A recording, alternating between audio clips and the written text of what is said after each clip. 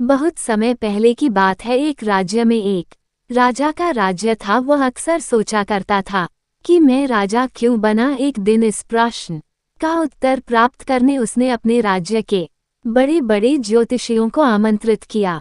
ज्योतिषियों के दरबार में उपस्थित होने पर राजा ने ये प्रश्न उनके सामने रखा, जिस समय मेरा जन्म हुआ ठीक उसी समय कई अन्य लोगों का भी जन्म हुआ होगा, उन सब में मैं ही राजा क्यों बना। इस प्रश्न का उत्तर दरबार में उपस्थित कोई भी ज्योतिषी नहीं दे सका।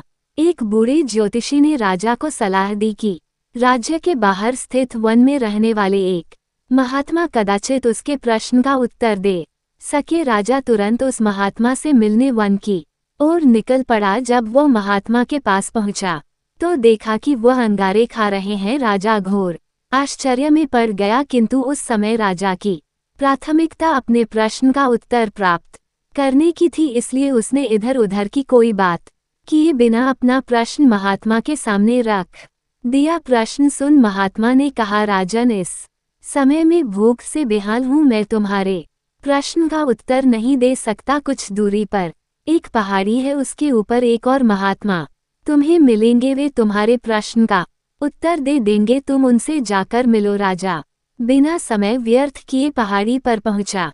वहां भी उसके आश्चर्य की सीमा नहीं रही जब उसने देखा कि वहां वह महात्मा चिमटे से नोच नोच कर अपना ही मांस खा रहा है। राजा ने उनके समक्ष भी वही प्रश्न दोहराया। प्रश्न सुनकर महात्मा बोले, राजन, मैं तुम्हारे प्रश्न का उत्तर नहीं दे सकता। मैं भूख से तड़प रहा हूँ। इस पहाड़ी के नीचे एक गांव है, वहां 5 वर्ष का एक बालक रहता है। वह कुछ ही देर में मरने वाला है।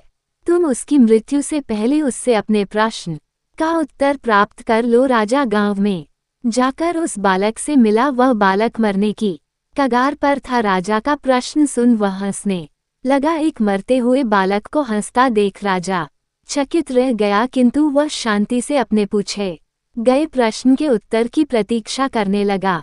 बालक बोला, राजन, पिछले जन्म में मैं तुम और वो 2 महात्मा जिनसे तुम पहले मिल चुके हो भाई थे। एक दिन हम सभी भाई भोजन कर रहे थे कि एक साधु हमारे पास आकर भोजन मांगने लगा।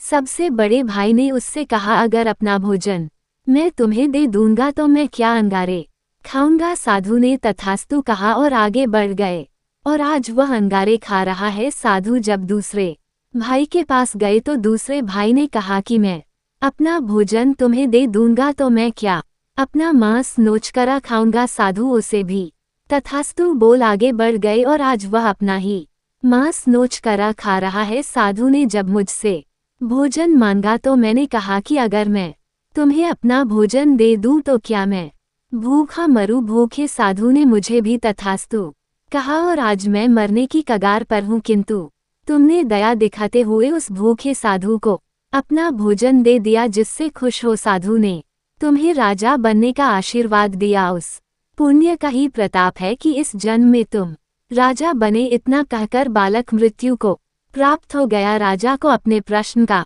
उत्तर मिल चुका था। वह अपने राज्य की ओर चल पड़ा। निष्कर्ष, अच्छे कर्म का अच्छा फल मिलता है, इसलिए सदा सत्कर्म करो और जहाँ तक संभव हो दूसरों की सहायता करो।